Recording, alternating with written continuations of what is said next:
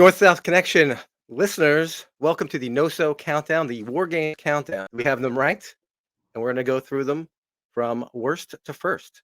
We're here at number 14, which is the 1989 Great American Bash, which is one of my all-time favorites. And joining me to talk about this today is going to be Mark Poirier from Canada. Mark, nice to meet you, and welcome. Thanks, bud. How are you? I am great. This is a unique War Games match, I think, and I like it for the reasons that maybe it wound up in a certain tier that I don't necessarily agree with.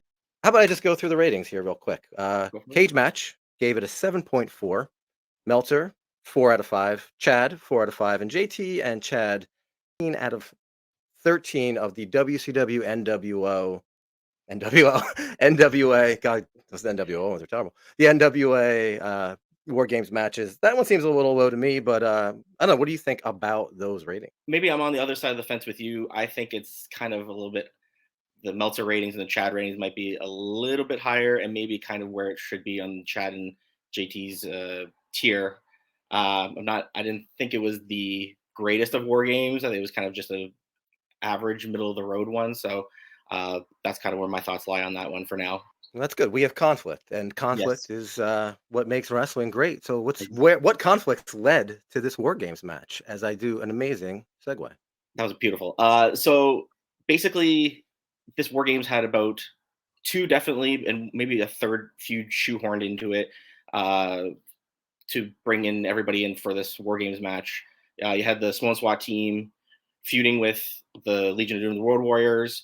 Terry Gordy was feuding with a newly turned babyface Dr. Death Steve Williams, and you had the Midnight Express and the Fabulous Freebirds, which in this case was Michael Hayes, Jimmy Garvin, and Terry Gordy as well, feuding off of each other based off the finals of the NWA World Tag Team Tournament issue that happened.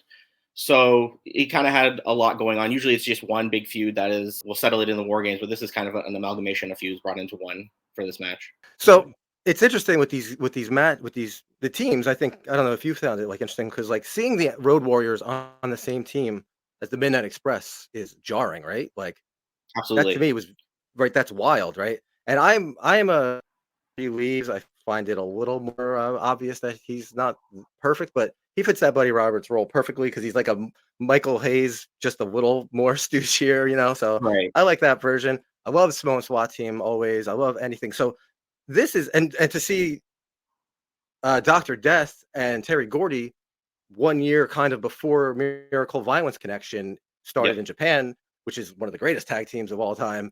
So like Absolutely. there's so much tag team juice in this match. I just think it's amazing. And there's so much cool, like just the Road Warriors and Midnights together. Just Jim Cornette on the same side. That is just wild to me. So I really like how those teams, like you're saying, how everything coalesced to make this match just Hmm. a wild combination. And it shows you how crazy this tag division in WCW was when you look at the tag match before. And God, like there's so many tag teams. You got Varsity Club, Steiners, Skyscrapers, Dynamite Dudes. You got J Tex could be in there. So like Yep. this is a massive division, and it proves that this being a tag team war games, it deserved it. And I think it's worthy of being a war games because the tag division was so heralded and so amazing at this time. You're absolutely right on that. To bring all these teams together, even Jim Cornette, going back and watching some of the build up to this, Jim Cornette even mentioned, you know, it's funny how they were on the wrong side of the tracks 6 months before, and now, people started loving them, and Dr. Death is kind of the same way, and they became allies in a feud with the Freebirds, and and seeing Paul Ellering out there with Jim Cornette during the match, like the matches begin, they got their little notepads out there, they're doing strategies with each other. It brought it, that part I did enjoy of you know, the twist that they brought in about being these guys who were bad guys before, but now are mortal enemies before, and now becoming at least for this match, pals. It is wild. Like, the enemy of my enemy, it kind of deal Bingo. was playing out very well there. So, um, yeah, let's talk about the match real quick on the if you have anything to say about the promos beforehand. I thought they were great. Michael Hayes kills it and really lays down how this match is, where the SST is the equal to the Warriors. Dr. Death is scared of Gordy, and the Midnights are kind of having some troubles as a team, but going back to the tournament. So he really Yeah. lays out kind of the story of the match in that promo, which is what amazing promos do.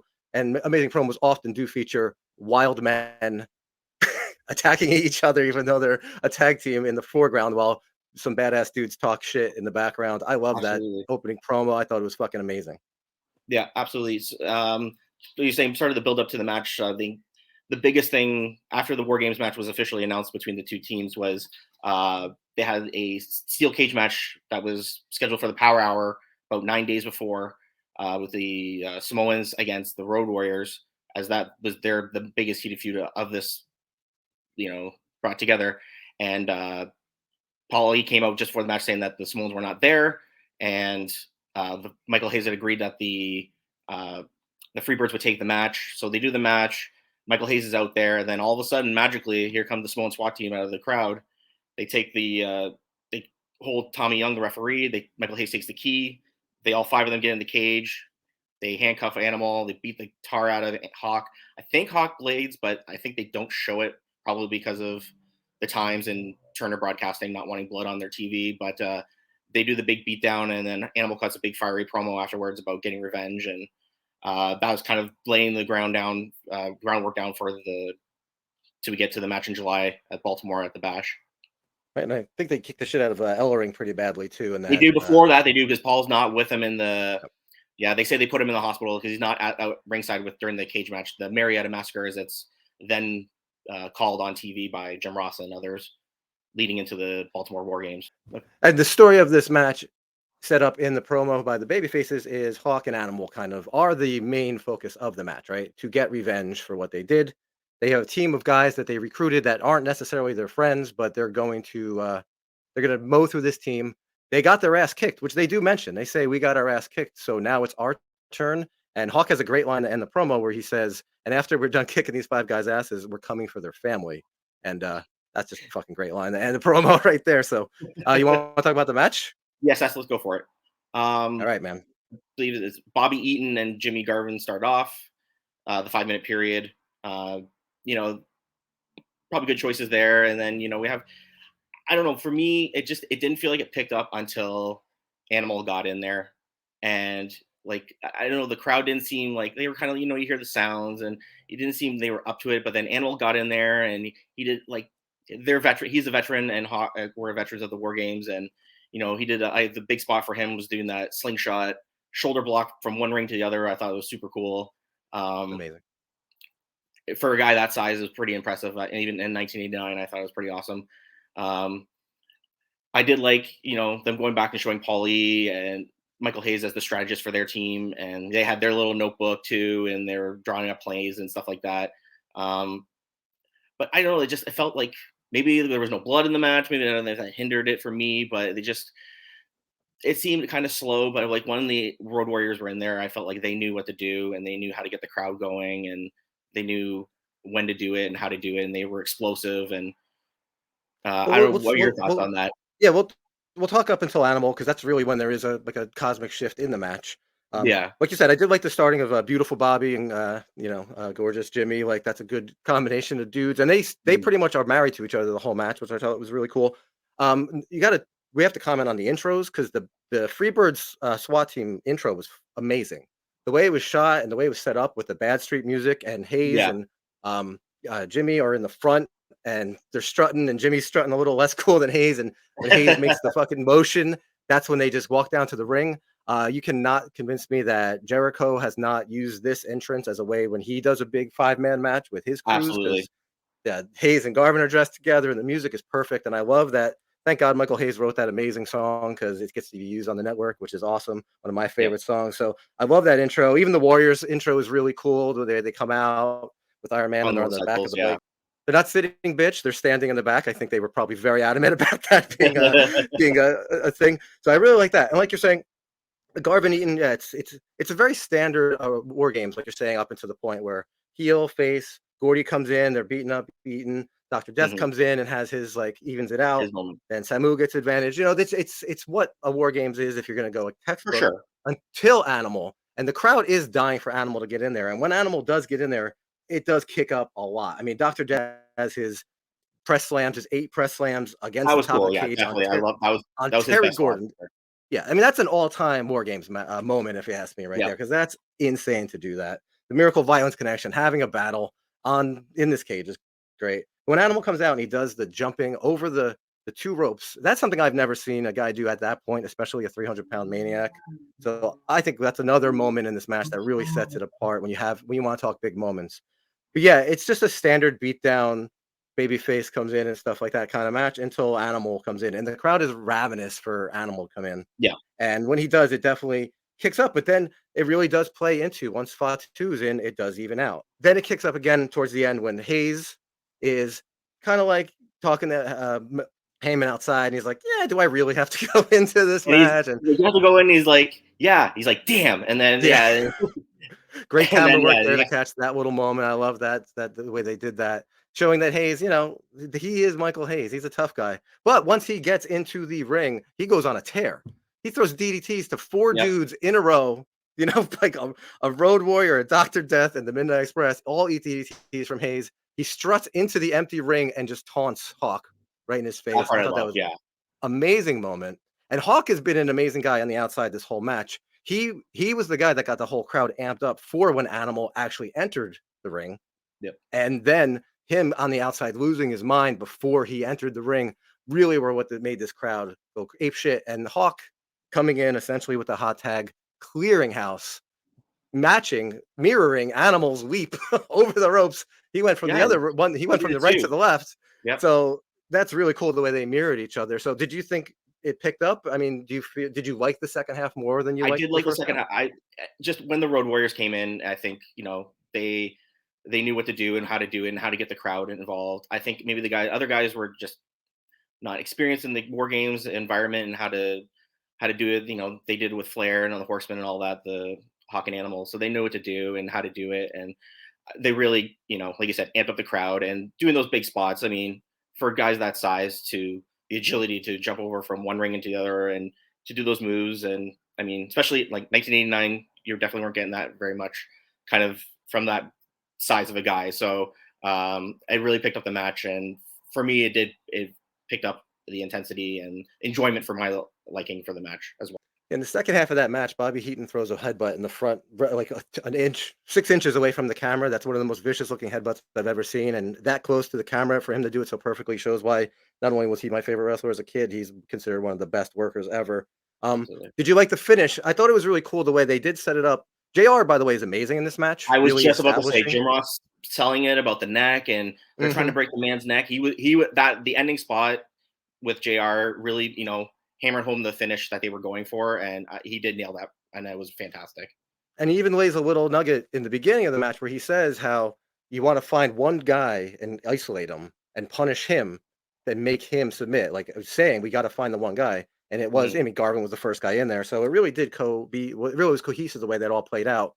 And the whole way they did the Miss Doomsday, and then he hit the clothesline, and that's when JR just goes into the neck stuff and Yep. the hanging neck breaker, which was kind of Hawk's finishing move as a singles wrestler. He Yes. did use the standing neck breaker, which was good. And just that move to do that, the hanging neck breaker. I mean, it's a vicious looking move. I know I did it to my friend Rocky when we were kids, and he was fucked up for a while after it. So it definitely You works. never have seen it again since, kind of thing. It's kind of like they just brought it in for this one match, and it disappeared and anybody's never used it that I can think of. So it was a pretty unique finish for the time and for that match, and it was perfect. They had Tommy Young run in there and to hear if A little Jarvis was going to give vindication it for up Tommy as well, right? Because he did take a little bit of a beating previously, so he gets a little in the vindication to Marietta. call. Yes. Yep. Yeah, so that was really cool. So I don't know. Anything else you want to talk about the match, or you want to go into how we Uh, felt about the one other thing I'd like to mention, especially you mentioned Jim Ross, is that he actually brought up Garvin and Hayes teaming together against the Road Warriors in 1986 in a cage match, which was actually an AWA event. So I thought it was nice they kind of brought in a little bit of history, even though it wasn't their history, which is something that WWF would never, in their wildest dreams, especially at that time, would do. So I thought that was another great Jim Ross moment. I just wanted to throw that little shout out to him. He doesn't need it, but I Yeah, thought I'd give it to him. no, that's incredible. I mean, that's what makes wrestling amazing is the history that you could the tapestry that you could lay out in front of you to make things even more relevant when they happen in front like contemporaneously.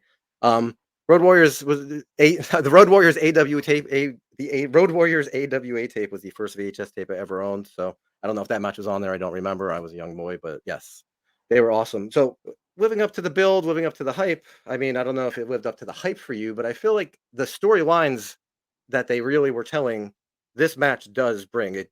This is Animal getting his shit pushed in by these guys, and he gets the win. And the Road Warriors stand tall. That little thing at the end, I don't know if we needed that. That definitely was not my favorite thing, where they kind of the baby faces just leave immediately and I leave. think what that was for is they actually do a rematch at the Omni maybe a week or two later. So I think that is to set that up. I could be wrong. I'm not sure, but when I watched it again, when I rewatched it, I was doing my research and I saw they did do a rematch. So maybe that was kind of to heat up a rematch and to do localized promos for it or whatever to heat up Atlanta, which was their home base. So I figured that may be one of the reasons why they did that. Yeah, I mean, it's 1989. Like, you don't always need. I mean, it's not the last match of the night. The camera doesn't linger on these guys for fucking 5 minutes at the end of the night. So, setting up Yeah, something else is cool. And it made. I get it. It's just the execution was a little wonky for me. The way they all just for filed sure. out like real quick, and then he was Yeah. left behind, and the door was shut. So, but otherwise, I really felt like there's a lot of places they could go, but like the Road Warriors, it was their story, and they were the ones that came out, and like Hawk and Animal, especially Hawk, looks like a hero that he redeemed himself. Yeah, you And totally he was turned me even around as we're talking about it about this match. To be perfectly honest, because like I said, like the match itself, I think it was okay, and but you're absolutely right about the redemption story for the Road Warriors after getting it handed to them in the Marietta and the cage match, and for them to get the redemption, poetic justice kind of thing. Um, so yeah, I've definitely turned it around a slightly. So you've sold me on it pretty good. well, you go into a match and like the match is for what this match wanted to do is succeeded. Like, oh, you can't always look at a match. Sometimes just like doing the things it sets out to do, like is what a great movie could be the same way, where a great action movie could be just as good as a super fancy Oscar worthy movie. 'Cause that was trying to do one thing, and this was trying to do another. This was telling this story of Road Warrior, Hawk, and Animals kind of redemption, and just having some beefy dudes kick the shit out of each other in a super stacked tag division, and really showing off the division. And there's a lot of cool places to go after this. How do you feel about the rankings that these people have given this match? I think I um, agree with them a little more. I think you might, yeah. I think they're a little bit higher on my side. Like if I were to be Dave Meltzer, Chad here, 4 out of 5 stars, I had it at 3. You might have put me up to 3.5 because of the Road Warriors redemption story, but the Road Warriors alone, I think, were the ones that they were obviously the stars of the match, and they were the ones that carried it and pushed it to where I thought it was. And the other guy, Hayes was good, like his coming in and the DDTs and poking the bear with Hawk outside the cage was awesome. But I don't know, for just action wise and unless I had one spot with Doc, it was just kind of, for me, it was just kind of there. But for the story that it told, it perfectly made sense, and I did enjoy that part of the match. Yeah, each dude in the match, maybe except for, I mean, Stan Lane had a really cool moment where he was hot, but every guy in the match kind of got to do the things they do. The big Hmm. guys got to beat each other, the Bob Eaton, and got to show what a workhorse he is. So I really like that part. And like, if you're gonna look at War Games matches, this is the template. It's bad guys first, good guys, bad guys even out, good guys come in. And what else? And like, it's just very by the numbers in terms of how it's laid out like that, like old school style. So, like, sometimes you want a hamburger that's fancy and has some fucking, fig jam and bullshit on it, and sometimes you just want an empty hamburger. Sometimes you want Miller High Life, sometimes you want some fancy chocolate stout. Like, this is a Miller High Life with a very plain but very good hamburger, and, you don't always need some insane shit to go down. There's enough Sure. really cool moments in this match to make it, super memorable to me, and sometimes that's what I look for, is the stuff like the body slams and the flying shoulder blocks and Michael Hayes DDTing and then talking shit. Like, those little things to me are what elevate a match to that next level, and I really love about stuff. So, I think we're done here, man. That was a blast. Yeah, I'm excited to see where this list goes, and do you have anything to plug? I absolutely want. Besides how erudite and great my thoughts on wrestling are. No, you were deadly. You carried me in this program here. So I will plug Rocco for being awesome. So that's Oh, all I got for plugs. I won't tear my shoulder patting myself on the back. You can you can hear me on the NoSo Monthly, and you could check out my band Chained to the Dead. We have a new CD that has just come out of all of our music ever recorded on one fancy compact disc, and an album that has been long out of print is available on that. So check that out. And all right, man, this was great. Yes, Enjoy thank the you so list, much. everybody, and have a good night.